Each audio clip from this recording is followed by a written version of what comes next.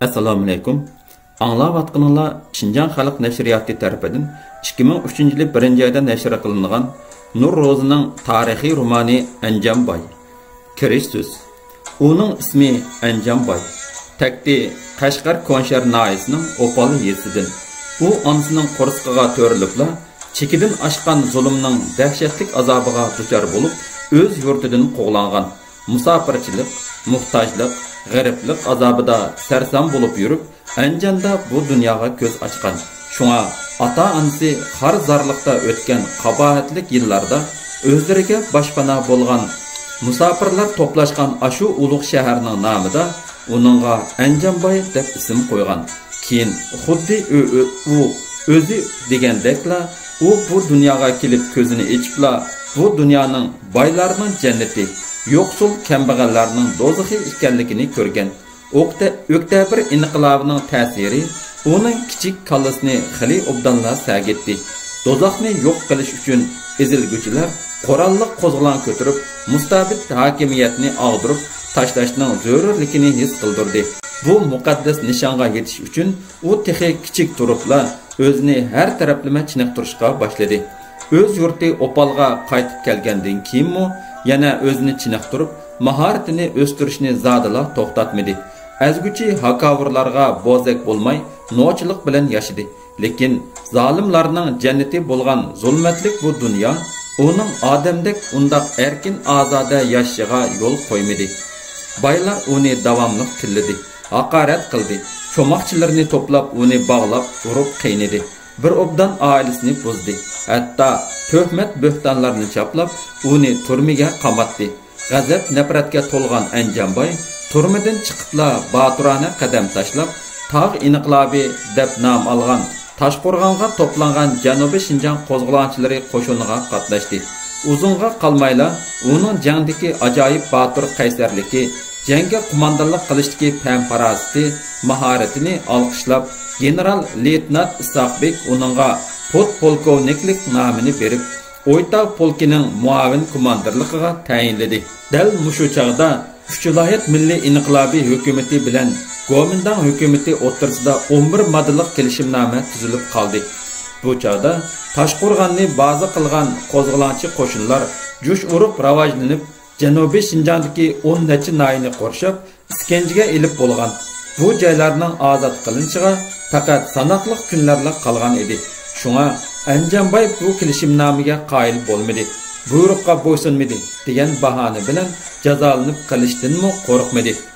Tarix tiltilgan qo'zg'olonchilarni to'plab, yana xalq ozodligi uchun bo'lgan kurashni qat'iy davomlashtiraverdi. Go'mindan qo'shinlarining qon qarziga bo'g'ilgan bir necha dangliq hakavur boshliqlarini o'z qo'li bilan jahannamga uzatdi. Janglarga mohirlik bilan qo'mondonlik qilib, nurg'unlagan dushmanlarni yo'qotdi. Atroflaridagi haddidan eshib ketgan zummagar banditlarning adibini berib, fuqarolarning hayotini qo'g'di.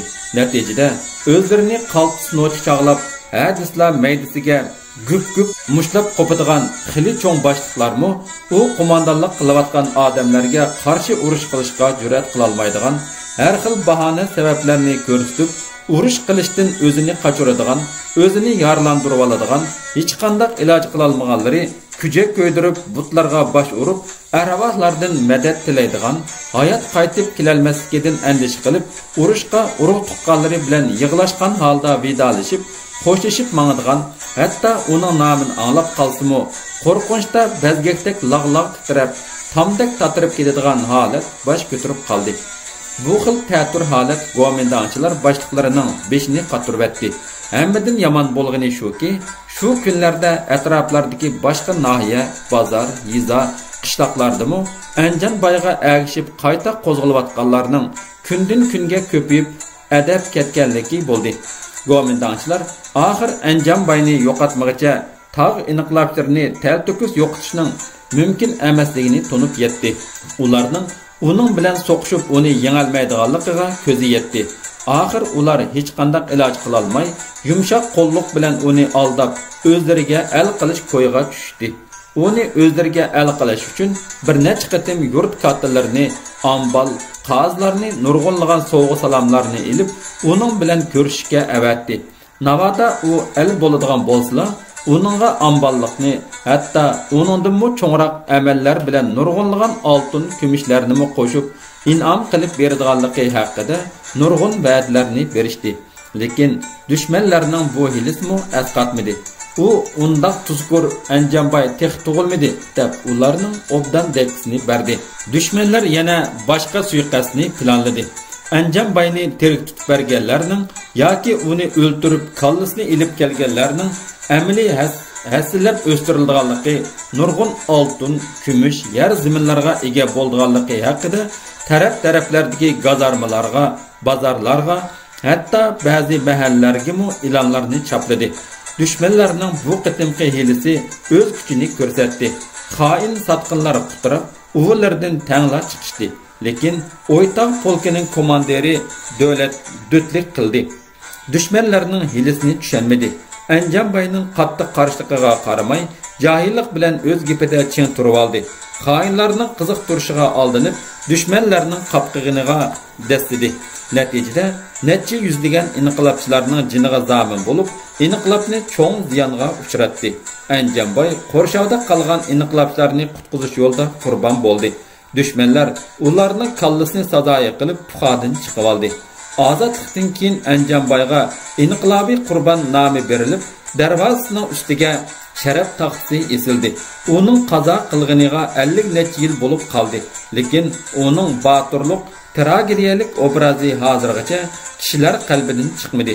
Ular uning kishilarning qalbini larziga soladigan ajoyib botirliklarini, adab axloqlik ish izlarini madiyalab qo'shoqlar qo'shib, nag'ma navolar qilib turishdi.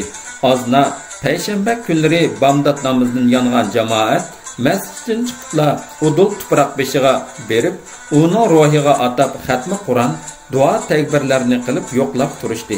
Ular har qatim tuproq beshiga borganda qapqara chashliq, zilva kelishgan yoshlar bir ayolning u yotgan tuproqni quchoqlab esadab yig'layotganligini ko'rdi.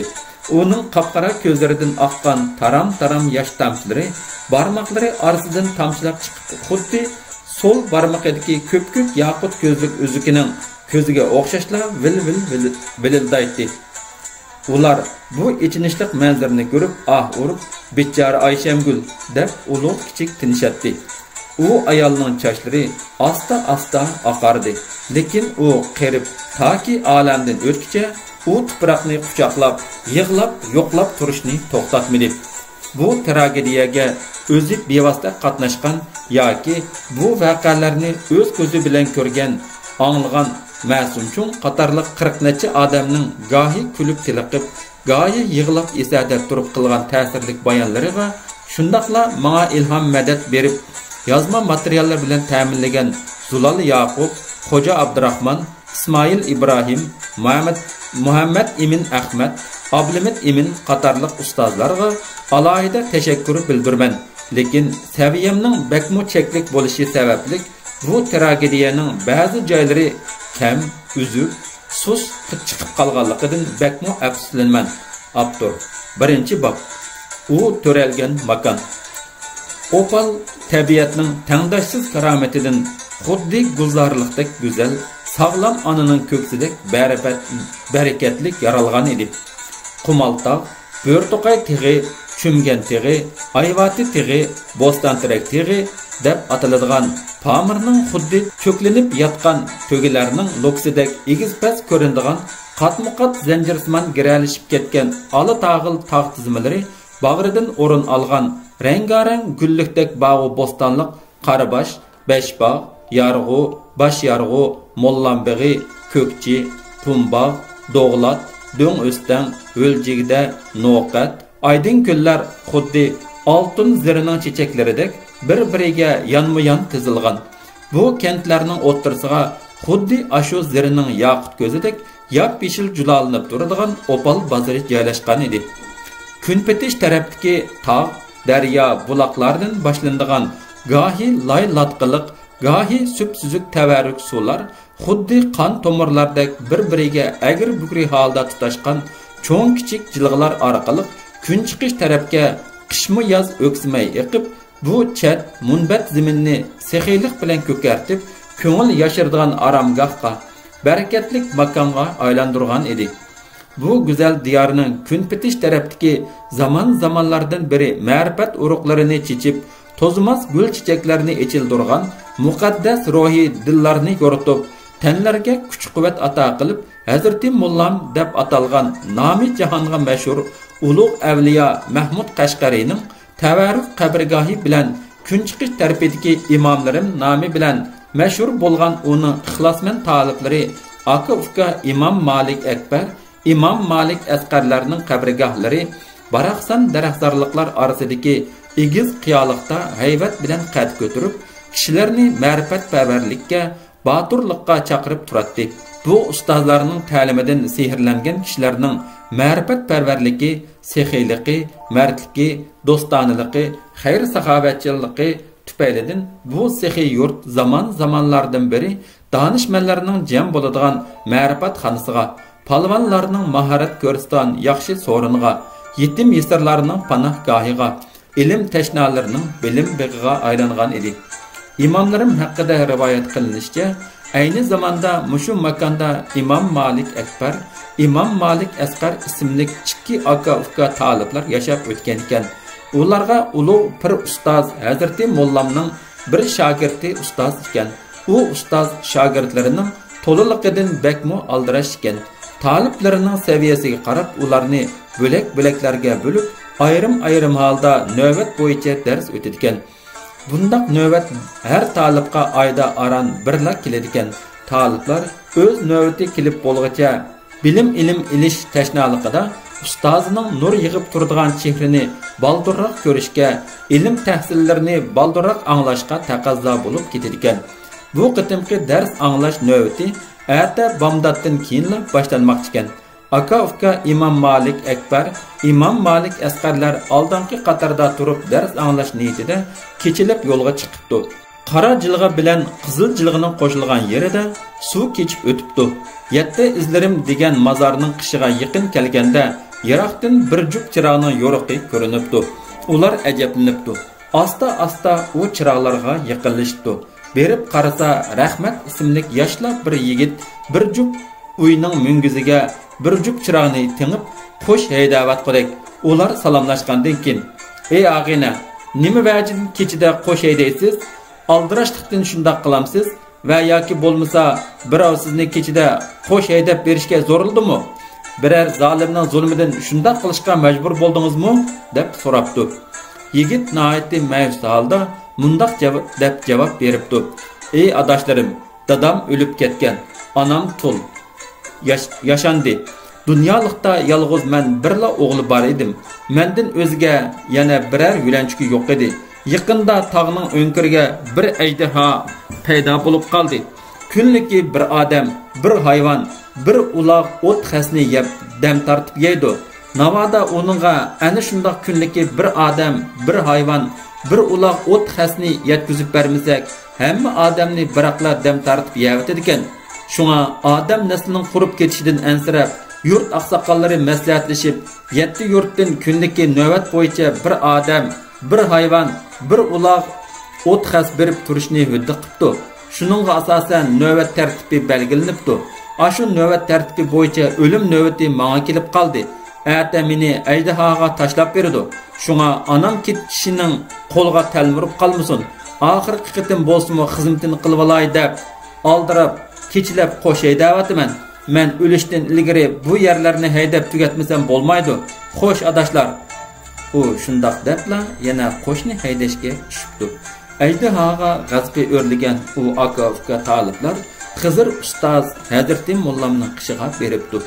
Ko'rgan anglaganlarini qoldirmay, birma-bir bayon qildi hamda o'zlariga ashu ajdahoni o'ldirishga ijozat berilishini talab qildi. Ustoz bu bala qazoni anglab, o'rnidan chacharab turib ketibdi. Qo'liga shamshirni elib, "Balalarim, men baray. Bala qazoni men tugatay. Xalqning mushkulini oson qilay. Alloh mening bu muqaddas burchimni ado qilishimga ijobat qilg'ay. Amin" deb qo'lni duoga ko'taribdi. Aka-ukalar yig'ilishib turib yolvoribdi. "Elga ilm boshpana a'lodir. El hazratlariga muhtojdir. Jahon taliblari ustozlarining ilm o'rgatishiga tashnadir. Mana bu hazratlarining muqaddas burchidir. Ajdahoni yo'qotishga biz qodirmiz. Hazratlarining berishi hojatsizdir. Bizga ijozat qilg'aylar. Ustoz uzoq o'ylab, ularning talbiga ma'qul bo'ldi. Lekin kimning berishi to'g'risida aka-ukalar talishib qapti. U men borman desa, bu men borman deb ching turibdi. O'z mahoratlarini so'zlashibdi. Ustoz Imom Malik Asqarning gumbisining ortiqroq ekanligini ta'minlab, uning berishiga ijozat qildi. Imom Malik Asqar aksining shamshirini bir yiniga, o'zining shamshirini yana bir yiniga tengibdi. Ustozining shamshirini ching tutib, ko'krigiga terib tayyorlanibdi. Shu an ustoz darhol ikki ko'lchak tayyorlashni, birini ko'k inek suti bilan, yana birini seriq inek suti bilan to'ldirishni jakarlabdi.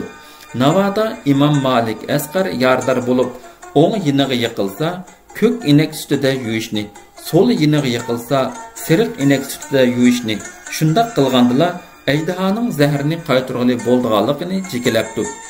Imom Malik Asqar ajdahoning chiqishini saqlab turibdi. Bir hazodan keyin xuddi qora do'dak bir nima yilondek to'lg'inib, so'rilib chiqibdi-da, og'izni xuddi g'ordek yo'g'on ichib, birla dam tortgan ekan. Imom Malik Asqar xuddi shamol uchirayotgan g'azondek uchib beribla ajdahoning og'ziga kirib ketibdi. Yonlariga tengib olgan shamsharlar ajdahoni yerib ikki yota qilib tashlabdi. Imom Malik Asqarmo zaharlanib o'ng yiniga yiqilibdi. Uni ko'k inek sutiga chilab yug'an bo'lsa-mu, zahar qaytalmabdi. Sutni tekshirib ko'rsa, sutga suv aralashtirib qo'yganligi ma'lum bo'ldi. Aslida ko'k inek oz bo'lganlikdan sut kamlab qolgan, ta'siri bo'lmas degan ham xiyol bilan ko'k inek sutiga suv aralashtirib qo'yilgan ekan. Xiloyiq Imom Malik Asqarni ko'tirib, uning turar joyiga ilib minibdi. Qora jilg'a bilan qizil jilg'ini qo'shiladigan joyiga kelganda, u olamdan o'tibdi. Qora suv bilan qizil suv motam tutib, aslidagi qo'shiladigan joyida qo'shilmay 800 qadam neri berib ondan qo'shilibdi. Uni dal shu joyga dafn qildi. Keyin uning aksi Imom Malik Akbar vafot bo'lganda, unimi inisining yiniga dafn qildi. Bu aka-uka imomlar asli chilishchi, chavandozlarning sardorlari ekan. Ajdahoni o'ltirgan vaqti dal G'ushur eyda yuz bergan ekan. Shu sababdan ularning qabrgohi jamoatning tavob qiladigan ulug' mazarga, bu tavarruk mazar joylashgan xosiyatli zamin ularning muqaddas ro'yiga atab duo tilovat qiladigan, nazar chiroq zara xatma o'tkazadigan, o'pcha so'ringa, palvonlarning mahorat ko'rsatadigan qaynoq qaynamaga aylanib qoladi. Bu qaynoq faoliyat har yili G'ushur oyining dastlabki kunida boshlanib, to'g'ri 40 kun davomlashidan odat barliqqa keladi. Zamonlar o'tib ketdi. Lekin aka-uka imomlarimning muqaddas ruhi kishilarning qalbida xuddi o'chmas chiroqdek yonmoqda. Kishilar ularning ruhiga atab duo tilovat qilmoqda. Ularning ruhidan madad tilamoqda. O'tgan kechganlar ot uloqlaridan tushib, ularning qabrlariga duo tilovat qilib bo'lib, ondan yo'llarga ravon bo'lmoqda. İkinci bab. Mengülük ahanet. 1906 yılı Opal. İmamlarımda her yılı atiyazlık tarafçılık mezgiliden ilgari başlanadigan 40 günlük seylinin ahirki hepsi çarşamba. Bugün seyla taza kızıp ketken idi. Goya ki bütkül insanlar, at ulaqlar bugün muşu xasiyetlik diyargıla cem bolgandek at ulaq Adamның to'laliqidan bekmi qistanchilik bo'lib ketgan edi. Hatto dastlab o'tkida kichikkina joyni izlab tepishmi xili mushkul edi. To'pa to'zandan nafas qilib ko'ngil ilishatdi. Tushkuruk yo'tal tutib aram bermaydi. Ulug' avliyolar qabrgohi, imomlarim deb muqaddas nom bilan mashhur bo'lgan shalong daraxtzorliklar orasidagi bu joyning egiz do'ngliklari, o'yman cho'nqurlari, jiralari, egiz past tog' qaptallaridagi karamatchilik, mo'jiza tushma-tushdagi buloqlardan bulduqlab etilib chiqib, tog' qaptallarini bo'ylab pastga sherqirab tushgan so'p-suzuk suv bilan temib eqiyotgan jilg'a bo'ylari, ma'rifat gullari echilib turgan opalliqlarning o'yla aramlari, bog'u bo'stonlari, yo'llar, dal daraxtlar, egiz do'nglar, qora jilg'a, qizil jilg'a bo'ylari, mig'-mig' sayliklar bilan to'shib ketgan edi. Quyun aralash shamol chiqib, g'azon, axlat chavarlarni urib, to'plarni to'zitatdi. Zemindan ko'tarilgan chang to'zonning quyuqligidan osmonda laylashib yurgan suz oq bulutlar ostini xuddi hili qor bo'ron bostirib keladigandek qizg'ush tuman qoplab kunning nurini g'uvolashtirgan edi. Ochiq chang to'zon dimog'ni ichtiratdi. Quruq yo'tal tutatdi, shukratdi. Lekin kishilarning buning bilan kori bo'lmaydi. O'g'loq o'ynaydi, chilishatdi, elanguch, sarg'aydi o'ynaydi. Top bo'lishib nag'ma navo qilishadi. El nag'michilar dab o'ynatib, mungluq muqam kuylariga chilishatdi. Darvozlar muallaqda mullaq atatdi. Paxlan qiz cho'kanlar bostan chashlarini teqimlarga lik tashlab ilanguch uchshatdi. Maddahlar sapoylarni so'qishatdi. Oshpaz, navoy, qassob, baqqallar og'zi besilmay xaridor tovlishatdi. Baqaxun o'g'li Jumaxunni ko'tirib To'xtxon bilan jamoatni aralab yurib sayla qilmoqda. İmamlarım masjidning kunchiqi tarafidagi takshi kangri o'ymonliqda do'ng bag'rini bo'ylab qatorisiga jup ilanguch to'riklari o'rnatilgan edi. Do'ngning qaptilida ochmoq shoxlab o'sgan quchoq yetkusiz haybatli qapoq teraklarning shoxlariga ilanguchlarga udullab esilgan tom arg'amchilar yergacha so'rilib turishadi. U arg'amchilarning qishida top qiz cho'kanlar qaqoqlab kulishib navbat kutishib turadi. Voy, mavi qizilchilikni asli tomosha bu yerda ekan-ku. Balli, tushishi qiziq, tushidan chiqishi uningdan qiziq. Kishini xuddi uchirma bo'lgan qarlig'ashlarning shoxdan shoxqa qo'ng'iniga o'xshash zo'qlantiradi. Jup-jupdan paqlan qiz cho'kanlar ilanguchlarda bostan chashlarini teqimlariga lik tashlab havas bilan shundoq egiz va tiz uchishatdiki, tushdan voy, ya hazrat, abla bo'lmadi, voy xudoyim degandek ansiz sadolar anglanib turadi. Ularning shamol to'lib ko'ptirilgan ko'ynaklari g'ur shamol chiqarib qo'yildaydi. Qator ilanguchlarning birisi ko'tarilsa, yana birisi taslaydi. Bu xuddi havo o'zgarishi oldida paxta bo'lgan bug'doyliqda parvoz qilayotgan qarlig'ashlarga o'xshaydi. Ular ucha oxir herib qalay deganda ilanguch asta paslaydi-da, tushish navbati kelgini do'ngdan sho'ng'itib berilgan hiliqi arg'amchiga chappida eslibla qanqib berib terakning yinida to'xtab tushiladi. Ilanguch ko'tarilib yana bir paslaganda bu tarafda chiqish navbati kelgan birisi yana shu arg'amchiga eslibla qanqib berib ilanguchga to'g'rilatdi-da, likkida chiqib oladi. Shunday qilib ilanguchlar to'xtamaydi. Kuchadiganlar navbatlashib arqa-arqadan chiqaveradi. 10 necha mo'sbet kuchishi egiz, chiqib tushishi chaqqan chabdas qiz cho'kanlarni birer kiyimlikdan shoyi, atlas yoki yog'liqlar bilan tortiqlab turishadi. Jamoat to'xtamasdan barkalla o'qiydi. Ko'z tegmasin, ay yashab ket azmatlar deb gür tovlashadi. Ularning qarlig'ashlardek pildirlab uchishlari baqaxun xotin ikkisini zo'qlantiribdi. Ular havaslanib og'izni echishgancha turibla qilishdi. Jumaxun qag'ish qilib tipirlig'ini turdi. Lekin ular yanila ilanguch tamoshasi bilanla mazxush bo'lib ketdi. Hammani unutib ilanguchlarning uchishiga hangvaqib qarab, ilanguch qaysi tarafga uchsa, ularning beshimi shu tarafga ag'itdi. Jumaxun tipirlab zodla jim turg'ili unimidi. Tipchaklab pastga serildi. Baqaxun o'zini to'ymagan holda bolasini yerga qo'ydi. Ko'zi yana shu o'yinda bo'lib qoldi. Uzoq o'yra turganligidan putlari taldi bo'lg'ay, o'z ig'irligini u putidan bu putiga yutkab turaverdi. Bek qiziqib ketganligidan egizrak yerda aram xudo o'ltirib rahatlanib ko'rmaymanmi deb o'yladi-da, tuyuqsiz bolasi esiga kelib ikki yonga qaradi. Xotiniga qaradi. Bola yo'q. Uyan buyan izlashdi. Hech yerda ko'rinmadi. Jumaxun deb tovlashdi. Javob bo'lmadi. Ko'rgan bilganlardan so'rashdi, lekin izdiriki bo'lmadi. Oxir bular yana yiliqi ilanguch ko'rgan yerga keldi. Uyan buyan qaravitib yo'l bo'yidagi ujumlikka ko'zi tushdi. Ujumlarga yo'lab silingan cho'ng supida 10 necha begzada gilam ustida bazma qurishib o'ltiradi. Og'zi besilmay qaqoqlab kulishadi. Kulishib paslaydi-yu, yana shu hamon o'pkisi ketgandek kanaylarni qiqishib, kulishib ketadi. Voy qo'rsqim deb to'la kulib, sanjiq turib qolgan qo'rsaqlarni mujuqlaydi. Baqaxun shunda qarabla Jumaxunni ko'rib qoldi. U so'rinning o'ttirsida tam dastlab uning buningga qaravotadi. Begzodlar qadoqlashgan qo'rsaqlarini tutishib, tiliqib kulishadi. Baqaxun xotin yugurishib yetib kelganda begzodlarning paranglari ularning qo'lqiga tushib qoldi. Voy tonumamdigan, bu harom tashaqning dadisi bir makonsiz onasi qalandar avlodi. Haram mana ha, balisi haram, onasini halallab qalandar bo'lsimi? Ha.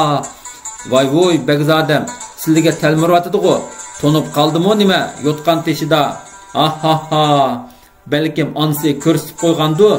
Qalandar deganni bir to'g'ram non bilanmi ha? Ha. Bu shumtakka qalandarchilik avlodidan miros qolgan tavarruk desizlar. Shundoq, asli zoti qalandar, nasli makonsiz. Bo'ldi. Kichik bolada ayb yo'q. Kichik bola Qur'ondan ulug' degan gap bor. Og'izdan sut temib turgan bolaga shak keltirmayli. Kichik bola degan shu-da. Cho'nglarni ko'rsa erkilaydi. Qalandarchilik qilib rizqini tepib yeyishnimi yomon degil bo'lmaydi. Bu mu Allohning amri bo'lgan Allohning bandisida. Voy begzodam, nim bo'ldilar? Juvuliqni ursa tonliqqa daz ketibdi degandek o'zlari tagib qoldilar-ku. Yoki sizlarningmi o'z vaqtida azroq ishpesh, ha? Ha. To'xtaxonning g'azab achchiqi keldi. Yuragi yengni sanjilgandek zingildab og'rib ketdi. Achchiqida u nomussizlarning yaqsidan elib, xalqi olam oldida rasvosini chiqarib, obdalni poskaytib dardini olmoqchi bo'ldi-yu, chetrak bir joyda u ablahlarga g'azab bilan olib qarab turishgan 4-5 tek mo'ysbit mullamlarni ko'rib qilib, ulardan nomus qildida yugurib kelayotgan qadamlari tuyuqsiz to'xtab qilib, joyida turib qoldi.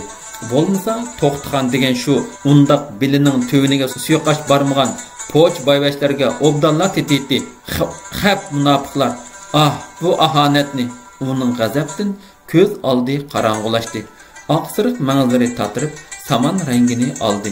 Yog'liqini tishladi. Yo'g'on jup ko'zlari laqqada yoshga to'ldi.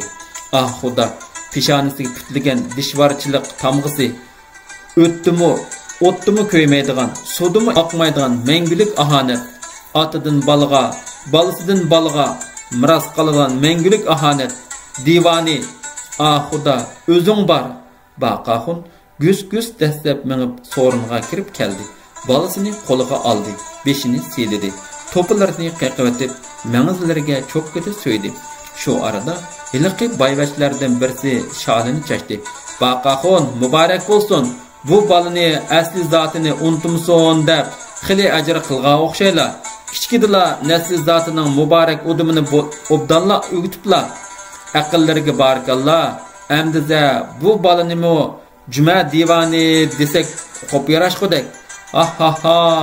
Juma divani. Tavarruk miras.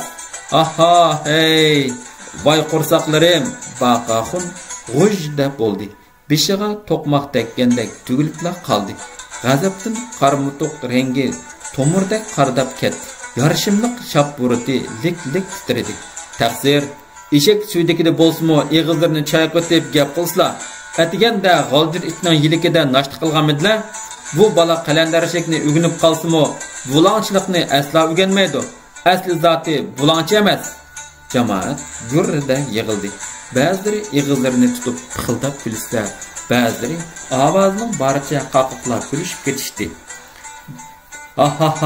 Joyida bopildi. Toza joyladi. Xo'p bo'ldi. Ota bovasining bulonchiligini kim bilmaydi? O'zimi qaysi bulonchidan kam? Iliqi Begzodining 4-5 lukchaklari Baqaxunga tangla etildi. Lekin u bo'sh kelmadi. Zamonasining jamoat maqtaydigan notisi edi.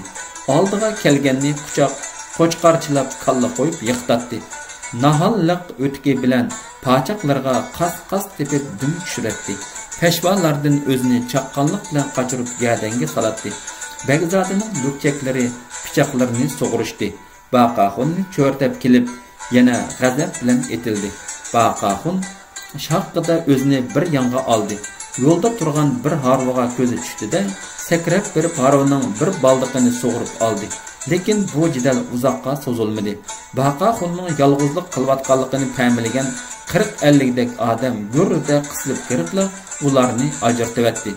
Bu jidalda Baqaxun ziyon tortmadi. Gapdimi ketkizib qo'ymadi. Joyida ikki ig'iz gap qilib, ularning yig'irini ichibatdi. 3-4 peshva tegib ketdi. Lekin u buningga hech nima bo'lmaydi. Parvoyiga kelmaydi. Lekin u shuningdan keyin beshini ko'tarilmay, kishilarga tuzukrakmi qaray olmay, ko'ngli mayus yurdi. U ulug' kichik tinatdi. Tishlari g'uchurlaydi. To'xtgan mish-mish yig'laydi. Baqaxunga tikilib qaray olmaydi. Hafta o'tdi. Ular uydan taloga chiqmadi. Nazar chiroqlarga bormadi.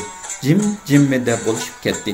Baqaxun xili bilingidek ko'tarilib qolgan To'xtxonning qo'rsqiga pat-pat qarab qo'yatdi. Ulug' kichik tinatdi. Baqaxun xutdan namozni o'qib bo'ldi. Lekin jay namozini qo'pmadi. Farzand o'tida yuragi o'rtinib, Allohdan ularga nijotlik tilab yig'lab o'ltirib qoldi. Tangri uningga hamma a'zosi bejirim, sog'lom bir o'g'il ata qildi. Shu topda uchirma bo'lib qoldi.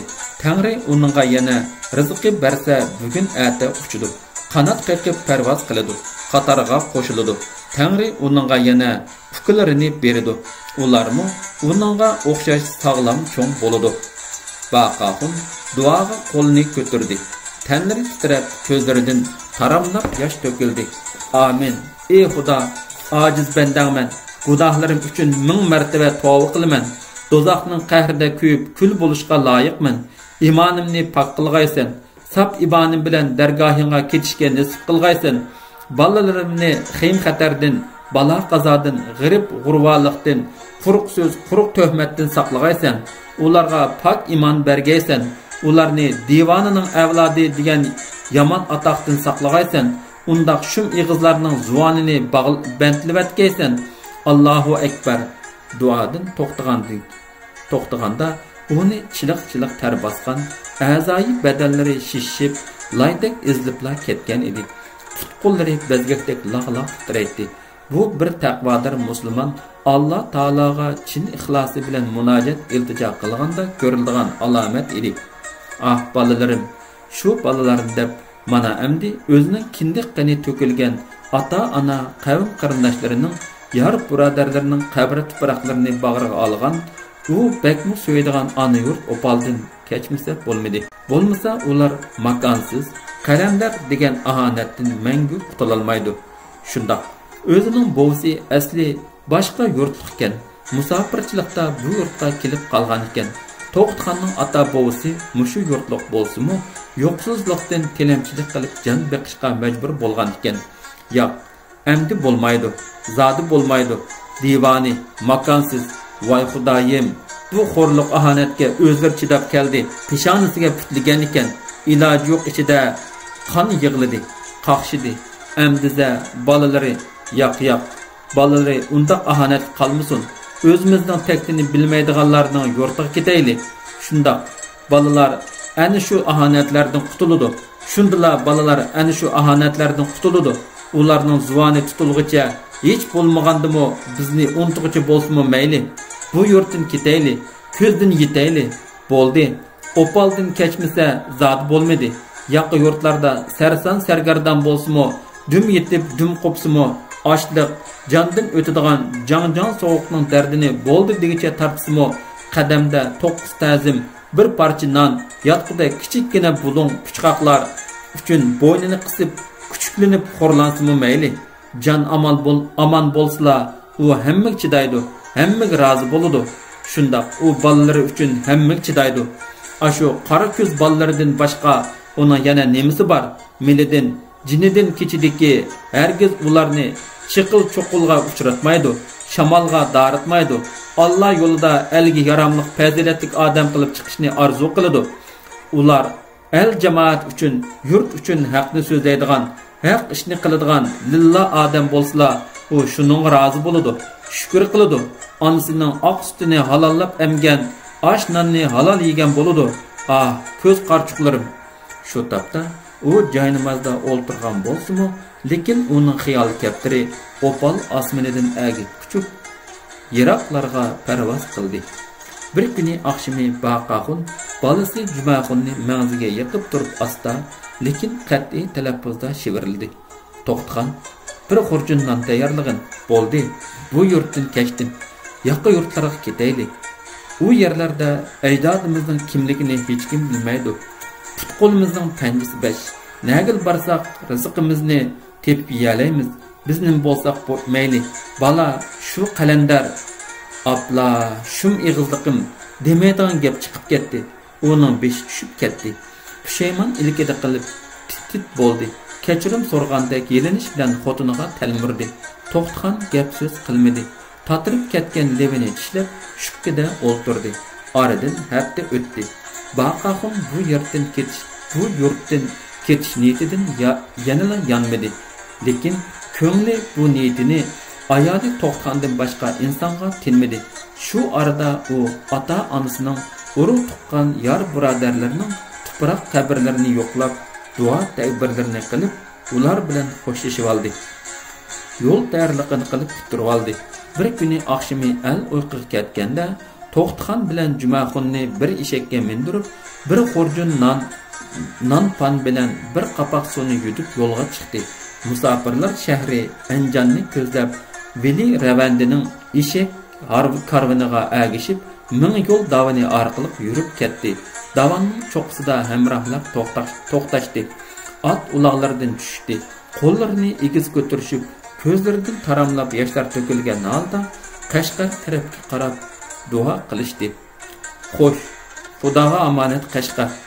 Xudoyada ko'rishga nasib qilg'ay. Amin. Amin. Vali Ravanda eshakka mindi. Char saqilni selidi.